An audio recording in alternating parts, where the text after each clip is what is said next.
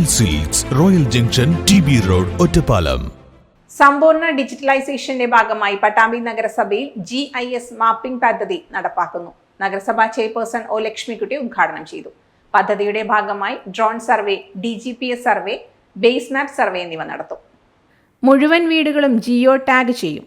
വീടിന്റെ ഫോം 6 വിവരങ്ങൾ ഉൾപ്പെടെയുള്ള അടിസ്ഥാന വിവരങ്ങൾ ശേഖരിക്കും. നഗരസഭാ പരിധിയിലുള്ള സൂക്ഷ്മതല ഭൂവിനിയോഗ വിവരങ്ങൾ ഉൾപ്പെടെയുള്ള മുഴുവൻ വിവരങ്ങളും ശേഖരിക്കുന്നതോടൊപ്പം കെട്ടിടങ്ങൾ, റോഡുകൾ, പാലങ്ങൾ, മറ്റടിസ്ഥാന സൗകര്യ വിവരങ്ങൾ എന്നിവയുടെയെല്ലാം ഫോട്ടോയും മറ്റു വിവരങ്ങളും ശേഖരിക്കാനും വിശകലനം ചെയ്യാനും കഴിയുന്ന വെബ് പോർട്ടൽ സജ്ജീകരിക്കുകയുമാണ് പദ്ധതിയുടെ ലക്ഷ്യം.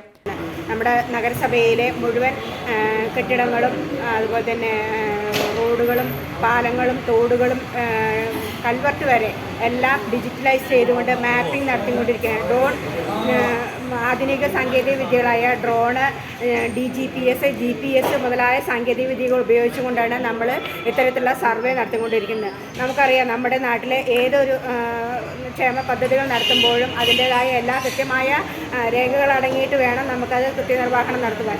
ഇന്ന് ഈ സംവിധാനം വരുന്നതോടുകൂടി നമുക്കൊരു വീട് റിപ്പയറിന് അനുവദിക്കുകയാണെങ്കിൽ ആ വീട് റിപ്പയറിൻ്റെ ഫോട്ടോ സഹിതം നമുക്ക് നമ്മുടെ മാപ്പിങ്ങിൽ നോക്കിയാൽ മനസ്സിലാക്കാൻ സാധിക്കും. അപ്പോൾ അത് അർഹതപ്പെട്ട ആളുകൾക്ക് മാത്രമേ നമുക്കത് നൽകുവാൻ സാധിക്കുകയുള്ളൂ.